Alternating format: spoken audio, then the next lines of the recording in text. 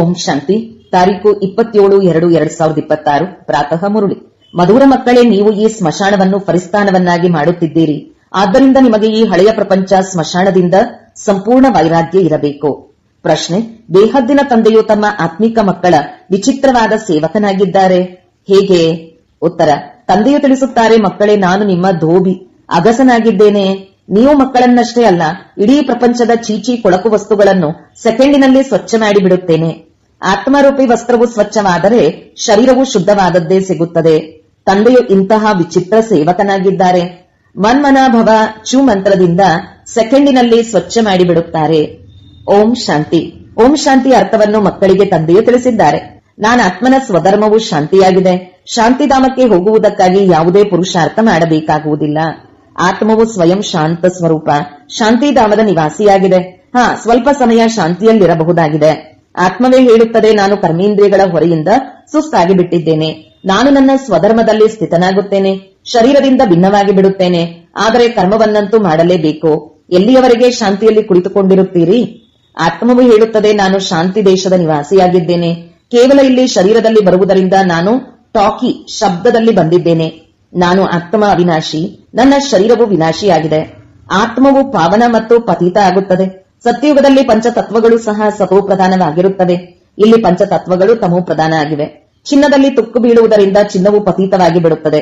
ಮತ್ತೆ ಅದನ್ನು ಸ್ವಚ್ಛ ಮಾಡಲು ಬಟ್ಟಿಯಲ್ಲಿ ಹಾಕಲಾಗುತ್ತದೆ. ಇದರ ಹೆಸರೇ ಆಗಿದೆ ಯೋಗಾಗ್ನಿ. ಪ್ರಪಂಚದಲ್ಲಂತೂ ಅನೇಕ ಪ್ರಕಾರದ ಹಠಯೋಗಗಳನ್ನು ಕಲಿಸುತ್ತಾರೆ. ಅದಕ್ಕೆ ಯೋಗಾಗ್ನಿ ಎಂದು ಹೇಳುವುದಿಲ್ಲ. ಯೋಗಾಗ್ನಿಯು ಇದಾಗಿದೆ, ಯಾವುದರಿಂದ ಪಾಪಗಳು ಸುಟ್ಟು ಹೋಗುತ್ತವೆ. ಆತ್ಮವನ್ನು ಪತೀತದಿಂದ ಪಾವನ ಮಾಡುವವರು ಪರಮಾತ್ಮನಾಗಿದ್ದಾರೆ. ಹೇ ಪತೀತ ಪಾವನ, ಬನ್ನಿ ಎಂದು ಅವರನ್ನೇ ಕರೆಯುತ್ತಾರೆ. ಡ್ರಾಮಾ ಪ್ಲಾನ್ ಅನುಸಾರ ಎಲ್ಲರೂ ಪತೀತ ತಮೋ ಪ್ರಧಾನ ಆಗಲೇಬೇಕು. ಇದು ವೃಕ್ಷವಾಗಿದೆ. ಇದರ ಬೀಜರೂಪನು ಮೇಲಿದ್ದಾರೆ. ತಂದೆಯನ್ನು ಕರೆಯುವಾಗ ಬುದ್ಧಿಯು ಮೇಲೆ ಹೋಗುತ್ತದೆ. ಯಾರಿಂದ ನೀವು ಆಸ್ತಿಯನ್ನು ಪಡೆದುಕೊಳ್ಳುತ್ತಿದ್ದೀರೋ ಅವರು ಈಗ ಕೆಳಗಡೆ ಬಂದಿದ್ದಾರೆ. ತಿಳಿಸುತ್ತಾರೆ, ಮಕ್ಕಳೇ, ನಾನು ಬರಲೇಬೇಕಾಗುತ್ತದೆ.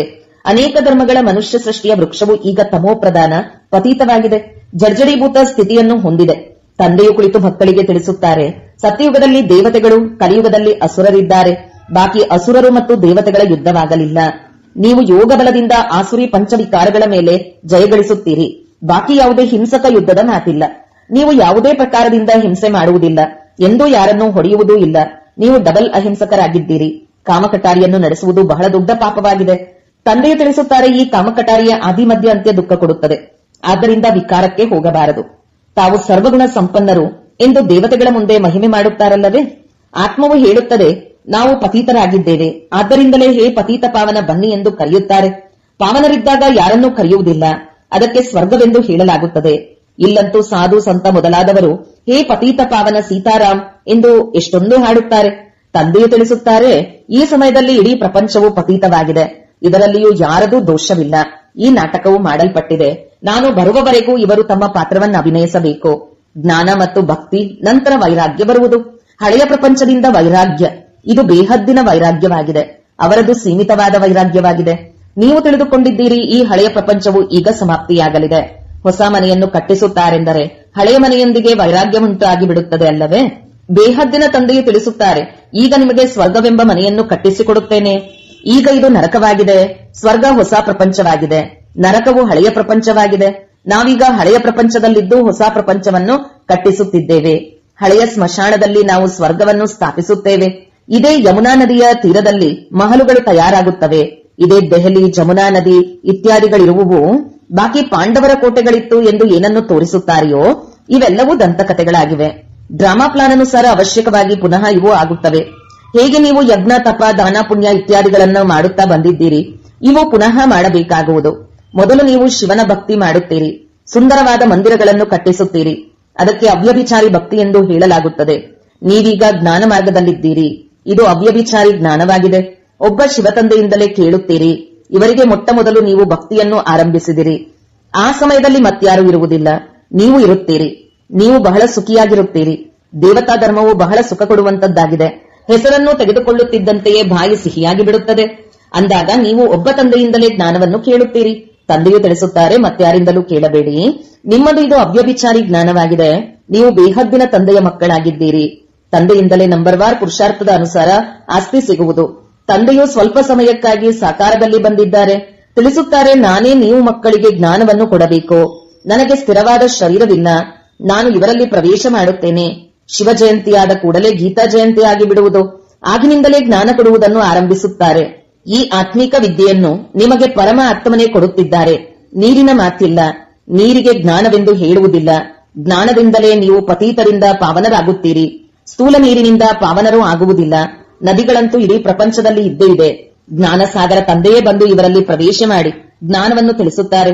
ಇಲ್ಲಿ ಯಾರಾದರೂ ಮರಣ ಹೊಂದಿದಾಗ ಬಾಯಲ್ಲಿ ಜಲವನ್ನು ಹಾಕುತ್ತಾರೆ. ಈ ಜಲವು ಪತೀತರಿಂದ ಪಾವನ ಮಾಡುವಂತದ್ದಾಗಿದೆ. ಆದ್ದರಿಂದ ಸ್ವರ್ಗದಲ್ಲಿ ಹೊರಟು ಹೋಗುವರೆಂದು ತಿಳಿಯುತ್ತಾರೆ. ಇಲ್ಲಿಯೂ ಗೋಮುಖಕ್ಕೆ ಹೋಗುತ್ತಾರೆ. ವಾಸ್ತವದಲ್ಲಿ ನೀವು ಚೈತನ್ಯ ಗೋಮುಖ ಆಗಿದ್ದೀರಿ. ನಿಮ್ಮ ಬಾಯಿಂದ ಜ್ಞಾನಾಮೃತವು ಹೊರಬರುತ್ತದೆ. ಗೋವಿನಿಂದ ಹಾಲು ಸಿಗುತ್ತದೆಯೇ ಹೊರತು ನೀರಿನ ಮಾತಿಲ್ಲ. ಈಗ ನಿಮಗೆ ಅರ್ಥವಾಗಿದೆ, ನೀವು ತಿಳಿದುಕೊಂಡಿದ್ದೀರಿ. ಡ್ರಾಮಾದಲ್ಲಿ ಯಾವುದು ಒಂದು ಬಾರಿ ಆಗಿ ಹೋಯಿತೋ ಅದು ಮತ್ತೆ 5000 ವರ್ಷಗಳ ನಂತರ ಚಾಚೂ ತಪ್ಪದೆ ಪುನರಾವರ್ತನೆಯಾಗುವುದು. ಇದನ್ನು ತಂದೆಯೇ ತಿಳಿಸುತ್ತಾರೆ.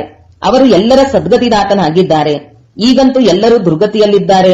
ರಾವಣನನ್ನು ಏಕೆ ಸುಡುತ್ತಾರೆಂದು ನೀವು ಮೊದಲು ತಿಳಿದುಕೊಂಡಿರಲಿಲ್ಲ. ಈಗ ನಿಮಗೆ ತಿಳಿದಿದೆ, ಬೇಹದ್ದಿನ ದಶಹರ ಆಗಲಿದೆ. ಇಡೀ ಸೃಷ್ಟಿಯಲ್ಲಿ ರಾವಣ ರಾಜ್ಯ ಇದೆ ಅಲ್ಲವೇ? ಇಡೀ ಪೃಥ್ವಿಯೇ ಲಂಕೆಯಾಗಿದೆ. ರಾವಣನು ಯಾವುದೇ ಹದ್ದಿನಲ್ಲಿರುವುದಿಲ್ಲ. ಇಡೀ ಸೃಷ್ಟಿಯಲ್ಲಿಯೇ ರಾವಣನ ರಾಜ್ಯವಿದೆ. ಭಕ್ತಿಯು ಅರ್ಧಕಲ್ಪ ನಡೆಯುತ್ತದೆ. ಮೊದಲು ಅವ್ಯಭಿಚಾರಿ ಭಕ್ತಿ ಇರುತ್ತದೆ, ನಂತರ ವ್ಯಭಿಚಾರಿ ಭಕ್ತಿಯು ಆರಂಭವಾಗುತ್ತದೆ. ದಶಹರ, ರಕ್ಷಾಬಂಧನ ಮೊದಲಾದವುಗಳೆಲ್ಲವೂ ಈಗಿನ ಹಬ್ಬಗಳಾಗಿವೆ. ಶಿವ ಜಯಂತಿಯ ನಂತರ ಕೃಷ್ಣ ಜಯಂತಿ ಆಗುತ್ತದೆ. ಈಗ ಕೃಷ್ಣಪುರಿಯ ಸ್ಥಾಪನೆ ಆಗುತ್ತಿದೆ. ಇಂದು ಕಂಸಪುರಿಯಲ್ಲಿದ್ದೀರಿ, ನಾಳೆ ಕೃಷ್ಣಪುರಿಯಲ್ಲಿರುತ್ತೀರಿ. ಕೃಷ್ಣನು ಇಲ್ಲಿರಲು ಸಾಧ್ಯವೇ? ಕೃಷ್ಣನು ಸತ್ಯಯುಗದಲ್ಲಿಯೇ ಜನ್ಮ ಪಡೆಯುತ್ತಾನೆ. ಕೃಷ್ಣನು ಮೊಟ್ಟಮೊದಲು ರಾಜಕುಮಾರನಾಗಿದ್ದಾನೆ. ಓದಲು ಶಾಲೆಗೆ ಹೋಗುತ್ತಾನೆ. ಮತ್ತೆ ದೊಡ್ಡವನಾದ ಮೇಲೆ ಸಿಂಹಾಸನಕ್ಕೆ ಮಾಲೀಕನಾಗುತ್ತಾನೆ. ಉಳಿದಂತೆ ಈ ರಾಸಲೀಲೆ ಎಂದರೆ ಸತ್ಯಯುಗದಲ್ಲಿ ಅವರು ಪರಸ್ಪರ ಖುಷಿಯನ್ನಾಚರಿಸುವುದಾಗಿದೆ. ಬಾಕಿ ಕೃಷ್ಣನು ಯಾರಿಗೂ ಕುಳಿತು ಜ್ಞಾನವನ್ನು ತಿಳಿಸಲು ಸಾಧ್ಯವಿಲ್ಲ. ಮಹಿಮೆಯೆಲ್ಲವೂ ಒಬ್ಬ ಶಿವತಂದೆಯದಾಗಿದೆ. ಯಾರನ್ನು ಪತೀತರಿಂದ ಪಾವನರನ್ನಾಗಿ ಮಾಡುತ್ತಾರೆ. ನೀವು ಯಾರಾದರೂ ದೊಡ್ಡ ಅಧಿಕಾರಿಗಳಿಗೆ ತಿಳಿಸಿದರೆ ತಾವು ಸತ್ಯವನ್ನು ಹೇಳುತ್ತೀರೆಂದು ಹೇಳುತ್ತಾರೆ. ಆದರೆ ಅವರು ಯಾರಿಗೂ ತಿಳಿಸಲು ಸಾಧ್ಯವಿಲ್ಲ. ಅವರ ಮಾತನ್ನು ಯಾರು ಕೇಳುವುದಿಲ್ಲ. ಬಿಕೆ ಆದರೆಂದರೆ ಇವರಿಗಂತೂ ಬಿಕೆಗಳು ಜಾದು ಹಿಡಿದು ಬಿಟ್ಟಿದೆ ಎಂದು ಎಲ್ಲರೂ ಹೇಳತೊಡಗುತ್ತಾರೆ. ಬಿಕೆಗಳ ಹೆಸರನ್ನು ಕೇಳಿದರೆಂದರೆ ಸಾಕು, ಇವರು ಜಾದು ಮಾಡುವರೆಂದು ತಿಳಿಯುತ್ತಾರೆ. ಯಾರಿಗಾದರೂ ಸ್ವಲ್ಪ ಜ್ಞಾನ ಕೇಳಿದರೆ ಸಾಕು, ಈ ಬಿಕೆಗಳ ಜಾದು ಮಾಡುತ್ತಾರೆ. ಇವರು ತಮ್ಮ ದಾದಾರವರ ವಿನಃ ಮತ್ಯಾರನ್ನೂ ಒಪ್ಪುವುದಿಲ್ಲ, ಭಕ್ತಿ ಇತ್ಯಾದಿಗಳನ್ನು ಮಾಡುವುದಿಲ್ಲವೆಂದು ಹೇಳಿಬಿಡುತ್ತಾರೆ. ತಂದೆಯು ತಿಳಿಸುತ್ತಾರೆ, ಮಕ್ಕಳೇ, ಭಕ್ತಿ ಮಾಡಬೇಡಿ ಎಂದು ಯಾರನ್ನೂ ನಿರಾಕರಿಸಬಾರದು. ಭಕ್ತಿಯು ತಾನಾಗಿಯೇ ಬಿಟ್ಟು ಹೋಗುವುದು. ನೀವು ಭಕ್ತಿ ಬಿಡುತ್ತೀರಿ, ವಿಕಾರವನ್ನು ಬಿಡುತ್ತೀರಿ. ಇದರಿಂದಲೇ ಏರುಪೇರುಗಳಾಗುತ್ತವೆ. ತಂದೆಯು ತಿಳಿಸಿದ್ದಾರೆ, ನಾನು ರುದ್ರಜ್ಞಾನ ಯಜ್ಞವನ್ನು ರಚಿಸುತ್ತೇನೆ. ಇದರಲ್ಲಿ ಆಸುರಿ ಸಂಪ್ರದಾಯದವರ ವಿಘ್ನಗಳು ಬೀಳುತ್ತವೆ. ಇದು ಶಿವ ತಂದೆಯ ಬೇಹದ್ದಿನ ಯಜ್ಞವಾಗಿದೆ. ಇದರಲ್ಲಿ ಮನುಷ್ಯರಿಂದ ದೇವತೆಗಳಾಗುತ್ತೀರಿ. ಜ್ಞಾನ ಯಜ್ಞದಿಂದ ವಿನಾಶದ ಜ್ವಾಲೆ ಪ್ರಜ್ವಲಿತವಾಯಿತೆಂದು ಗಾಯನವಿದೆ. ಯಾವಾಗ ಹಳೆಯ ಪ್ರಪಂಚದ ವಿನಾಶ ಆಗುವುದೋ ಆಗ ನೀವು ಹೊಸ ಪ್ರಪಂಚದಲ್ಲಿ ರಾಜ್ಯ ಮಾಡುತ್ತೀರಿ. ಮನುಷ್ಯರು ಹೇಳುತ್ತಾರೆ, ನಾವು ಶಾಂತಿ ಸ್ಥಾಪನೆಯಾಗಲಿ ಎಂದು ಹೇಳುತ್ತೇವೆ, ಮತ್ತು ಈ ಬೀಕೆಗಳು ವಿನಾಶವಾಗಲಿ ಎಂದು ಹೇಳುತ್ತಾರೆ. ಇದಕ್ಕೆ ತಂದೆಯು ತಿಳಿಸುತ್ತಾರೆ, ಈ ಇಡೀ ಹಳೆಯ ಪ್ರಪಂಚವು ಜ್ಞಾನ ಯಜ್ಞದಲ್ಲಿ ಸ್ವಾಹ ಆಗಿಬಿಡುತ್ತದೆ. ಈ ಹಳೆಯ ಪ್ರಪಂಚಕ್ಕೆ ಬೆಂಕಿ ಬೀಳುವುದು, ಪ್ರಾಕೃತಿಕ ವಿಕೋಪಗಳು ಆಗುವವು. ವಿನಾಶವಂತೂ ಆಗಲೇಬೇಕು. ಎಲ್ಲಾ ಮನುಷ್ಯರು ಸಾಸಿವೆ ಒಡೆಯದಂತೆ ಪುಡಿಪುಡಿಯಾಗಿ ಸಮಾಪ್ತಿಯಾಗಿ ಬಿಡುತ್ತಾರೆ. ಆತ್ಮಗಳು ಉಳಿದುಕೊಳ್ಳುತ್ತಾರೆ. ಇದನ್ನು ಯಾರು ಬೇಕಾದರೂ ತಿಳಿಸಿಕೊಡಬಹುದು. ಆತ್ಮವು ಅವಿನಾಶಿಯಾಗಿದೆ. ಈಗ ಈ ದೇಹದ್ದಿನ ಹೋಲಿಕಾ ಆಗುವುದು. ಇದರಲ್ಲಿ ಶರೀರ ಎಲ್ಲವೂ ಸಮಾಪ್ತಿಯಾಗುತ್ತದೆ. ಬಾಕಿ ಆತ್ಮವು ಪವಿತ್ರವಾಗಿ ಮನೆಗೆ ಹೊರಟು ಹೋಗುವರು. ಅಗ್ನಿಯಲ್ಲಿ ವಸ್ತು ಶುದ್ಧ ಆಗುತ್ತದೆ ಅಲ್ಲವೇ? ಶುದ್ಧತೆಗಾಗಿ ಹೋಮ ಮಾಡುತ್ತಾರೆ. ಅವೆಲ್ಲವೂ ಸ್ಥೂಲ ಮಾತುಗಳಾಗಿವೆ. ಈಗಂತೂ ಇಡೀ ಪ್ರಪಂಚವೇ ಸ್ವಾಹ ಆಗುವುದು. ಆದ್ದರಿಂದ ವಿನಾಶಕ್ಕೆ ಮೊದಲು ಅವಶ್ಯಕವಾಗಿ ಸ್ಥಾಪನೆಯಾಗಿ ಬಿಡಬೇಕು. ಯಾರಿಗಾದರೂ ತಿಳಿಸುವಾಗ ಮೊದಲು ಸ್ಥಾಪನೆ, ನಂತರ ವಿನಾಶವೆಂದು ಹೇಳಿರಿ. ಬ್ರಹ್ಮರವರ ಮೂಲಕ ಸ್ಥಾಪನೆ. ಪ್ರಜಾಪಿತ ಬ್ರಹ್ಮನು ಪ್ರಸಿದ್ಧನಾಗಿದ್ದಾರಲ್ಲವೇ? ಆದಿದೇವ ಮತ್ತು ಆದಿದೇವಿ, ಜಗದಂಬೆಯ ಲಕ್ಷಾಂತರ ಮಂದಿರಗಳಿವೆ. ಎಷ್ಟೊಂದು ಮೇಳಗಳಾಗುತ್ತವೆ. ನೀವು ಜಗದಂಬೆಯ ಮಕ್ಕಳ ಜ್ಞಾನೇಶ್ವರಿಯಾಗಿದ್ದೀರಿ. ನಂತರ ರಾಜರಾಜೇಶ್ವರಿಯಾಗುತ್ತೀರಿ. ನೀವು ಬಹಳ ಧನವಂತರಾಗುತ್ತೀರಿ. ಮತ್ತೆ ಭಕ್ತಿ ಮಾರ್ಗದಲ್ಲಿ ದೀಪಾವಳಿ ಎಂದು ಲಕ್ಷ್ಮಿಯಿಂದ ವಿನಾಶಿ ಧನವನ್ನು ಬೇಡುತ್ತಾರೆ. ಇಲ್ಲಂತೂ ಎಲ್ಲವೂ ಸಿಕ್ಕಿಬಿಡುತ್ತದೆ. ಆಯುಷ್ಯವಾನ್ ಭವ, ಪುತ್ರವಾನ್ ಭವ. ನಿಮ್ಮ ಆಯಸ್ಸು 150 ವರ್ಷಗಳಿರುತ್ತವೆ. ತಂದೆಯು ತಿಳಿಸುತ್ತಾರೆ, ಎಷ್ಟು ಯೋಗ ಮಾಡುವಿರೋ ಅಷ್ಟು ಆಯಸ್ಸು ಹೆಚ್ಚುತ್ತಿರುವುದು. ನೀವು ಈಶ್ವರನೊಂದಿಗೆ ಯೋಗವನ್ನಿಟ್ಟು ಯೋಗೇಶ್ವರರಾಗುತ್ತೀರಿ. ಮನುಷ್ಯರಂತೂ ಭೋಗೇಶ್ವರ ಆಗಿದ್ದಾರೆ. ಬಿಕಾರಿಗಳೆಂದು ಹೇಳಲಾಗುತ್ತದೆ. ಕೊಳಕಾದ ಬಟ್ಟೆಯನ್ನು ಒಗೆದರು. ತಂದೆಯು ತಿಳಿಸುತ್ತಾರೆ, ನನ್ನನ್ನು ದೋಬಿ ಎಂತಲೂ ಹೇಳುತ್ತಾರೆ. ನಾನು ಬಂದು ಎಲ್ಲಾ ಆತ್ಮರನ್ನು ಸ್ವಚ್ಛ ಮಾಡುತ್ತೇನೆ ಮತ್ತು ಶರೀರವೂ ಸಹ ಹೊಸ ಶುದ್ಧವಾದದ್ದು ಸಿಗುವುದು. ನಾನು ಸೆಕೆಂಡಿನಲ್ಲಿ ಇಡೀ ಪ್ರಪಂಚದ ವಸ್ತ್ರಗಳನ್ನು, ಆತ್ಮಗಳನ್ನು ಸ್ವಚ್ಛ ಮಾಡಿಬಿಡುತ್ತೇನೆ. ಕೇವಲ ಮನ್ಮನಾಭವ ಆಗಿಬಿಟ್ಟರೆ ಆತ್ಮ ಮತ್ತು ಶರೀರ ಪವಿತ್ರವಾಗಿ ಬಿಡುತ್ತದೆ. ಶೂ ಮಂತ್ರ ಅಲ್ಲವೇ? ಸೆಕೆಂಡಿನಲ್ಲಿ ಜೀವನ್ಮುಕ್ತಿ ಎಷ್ಟು ಸಹಜ ಉಪಾಯವಾಗಿದೆ. ತಂದೆಯನ್ನು ನೆನಪು ಮಾಡಿದರೆ ಪಾವನ ಆಗಿಬಿಡುತ್ತೀರಿ.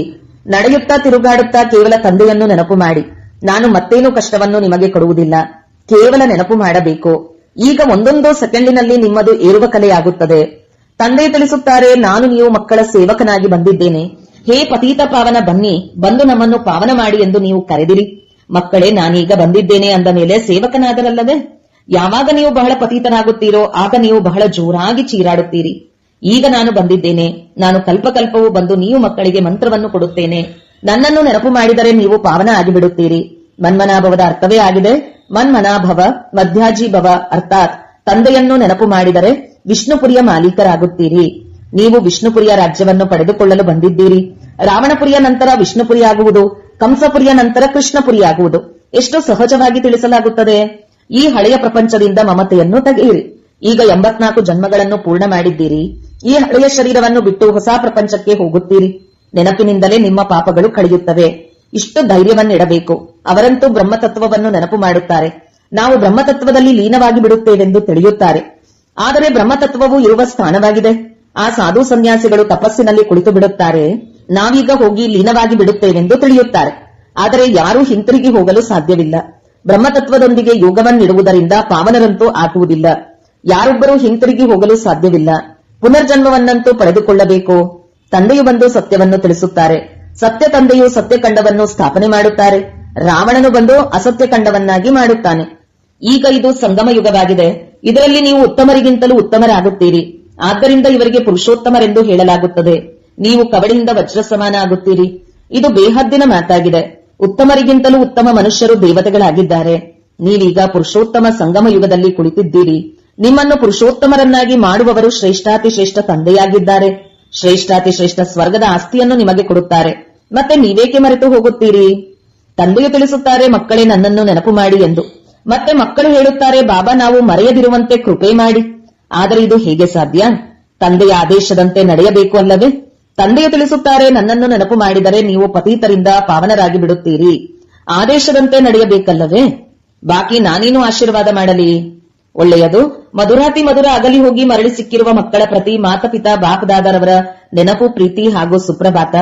ಆತ್ಮೀಯ ಮಕ್ಕಳಿಗೆ ಆತ್ಮೀಯ ತಂದೆಯ ನಮಸ್ತೆ. ಧಾರಣೆಗಾಗಿ ಮುಖ್ಯ ಸಾರ. 1. ತಂದೆಯ ಪ್ರತಿ ಆದೇಶದಂತೆ ನಡೆದು ಸ್ವಯಂ ಅನ್ನು ಕವಡೆಯಿಂದ ವಜ್ರ ಸಮಾನರನ್ನಾಗಿ ಮಾಡಿಕೊಳ್ಳಬೇಕು. ಒಬ್ಬ ತಂದೆಯ ನೆನಪಿನಲ್ಲಿದ್ದು ಸ್ವಯಂನ ವಸ್ತ್ರಗಳನ್ನು ಸ್ವಚ್ಛ ಮಾಡಿಕೊಳ್ಳಬೇಕು. 2. ಈಗ ಹೊಸ ಮನೆಗೆ ಹೋಗಬೇಕಾಗಿದೆ. ಆದ್ದರಿಂದ ಈ ಹಳೆಯ ಮನೆಯಿಂದ ಬೇಹದ್ದಿನ ವೈರಾಗ್ಯ ಇರಬೇಕು. ನಶೆ ಇರಲಿ. ಈ ಹಳೆಯ ಸ್ಮಶಾನದಲ್ಲಿ ನಾವು ಪರಿಷ್ಠಾನವನ್ನು ಸ್ಥಾಪನೆ ಮಾಡುತ್ತೇವೆ. ವರದಾನ: ದಯಾದೃಷ್ಟಿಯ ಮೂಲಕ ತಿರಸ್ಕಾರದ ದೃಷ್ಟಿಯನ್ನು ಸಮಾಪ್ತಿಗೊಳಿಸುವ ಜ್ಞಾನಪೂರ್ಣ ಭವ. ಯಾವ ಮಕ್ಕಳು ಒಬ್ಬರನ್ನೊಬ್ಬರ ಸಂಸ್ಕಾರಗಳನ್ನು ತಿಳಿದುಕೊಂಡು ಸಂಸ್ಕಾರ ಪರಿವರ್ತನೆಯ ಲಗನಿನಲ್ಲಿ ಇರುತ್ತಾರೆ, ಎಂದಿಗೂ ಸಹ ಇವರಂತೂ ಇರುವುದೇ ಹೀಗೆ ಎಂದು ಯೋಚಿಸುವುದಿಲ್ಲವೋ ಅವರಿಗೆ ಹೇಳಲಾಗುತ್ತದೆ ಜ್ಞಾನಪೂರ್ಣರು. ಅವರು ಸ್ವಯಂ ಅನ್ನು ನೋಡಿಕೊಳ್ಳುತ್ತಾ ಹಾಗೂ ನಿರ್ವಿಘ್ನರಾಗಿ ಇರುತ್ತಾರೆ. ಅವರ ಸಂಸ್ಕಾರವು ತಂದೆಯ ಸಮಾನ ದಯಾಹೃದಯ ಆಗಿರುತ್ತದೆ. ದಯಾದೃಷ್ಟಿಯ ತಿರಸ್ಕಾರದ ದೃಷ್ಟಿಯನ್ನು ಸಮಾಪ್ತಿ ಮಾಡಿಬಿಡುತ್ತದೆ. ಇಂತಹ ದಯಾಹೃದಯಿ ಮಕ್ಕಳೆಂದಿಗೂ ಸಹ ಪರಸ್ಪರದಲ್ಲಿ ಕಿರಿಕಿರಿ ಮಾಡುವುದಿಲ್ಲ. ಅವರು ಸುಪುತ್ರರಾಗಿದ್ದು ಪ್ರತ್ಯಕ್ಷ ಪ್ರಮಾಣವನ್ನು ಕೊಡುತ್ತಾರೆ. ಸ್ಲೋಗನ್: ಸದಾ ಪರಮಾತ್ಮನ ಚಿಂತನೆ ಮಾಡುವವರೇ ನಿಶ್ಚಿಂತ ಚಕ್ರವರ್ತಿಯಾಗಿದ್ದಾರೆ. ಅವರಲ್ಲಿ ಯಾವುದೇ ಪ್ರಕಾರದ ಚಿಂತೆಯುಂಟಾಗಲು ಸಾಧ್ಯವಿಲ್ಲ. ಅವ್ಯಕ್ತ ಸೂಚನೆ: ಏಕತೆ ಮತ್ತು ವಿಶ್ವಾಸದ ಗುಣಲಕ್ಷಣಗಳ ಮೂಲಕ ಸಫಲತಾ ಸಂಪನ್ನರೂ ಆಗಿರಿ. ಸ್ವ ಉನ್ನತಿ ಮತ್ತು ಸೇವೆಯ ಉನ್ನತಿ ಎರಡರಲ್ಲಿ ಒಬ್ಬರು ಹೇಳಿದರು, ಇನ್ನೊಬ್ಬರು ಹಾಂಜಿ ಎಂದು ಕೇಳಿದರು. ಹೀಗೆ ಸದಾ ಏಕತೆ ಮತ್ತು ದೃಢತೆಯಿಂದ ಮುಂದುವರಿಯುತ್ತೀರಿ. ಹೇಗೆ ದಾದಿಯರು ಏಕತೆ ಮತ್ತು ದೃಢತೆಯ ಸಂಘಟನೆ ಪಕ್ಕಾ ಇದೆ, ಹಾಗೆಯೇ ನೀವು ರತ್ನಗಳ ಸಂಘಟನೆ ಪಕ್ಕಾ ಆಗಲಿ. ಸಂಘಟನೆಯ ಶಕ್ತಿ ಏನು ಬೇಕಾದರೂ ಮಾಡಬಹುದು. ಸಂಘಟನೆಯ ಲಕ್ಷಣದ ನೆನಪಾರ್ಥವಾಗಿದೆ ಪಂಚಪಾಂಡವರು. ಓಂ ಶಾಂತಿ.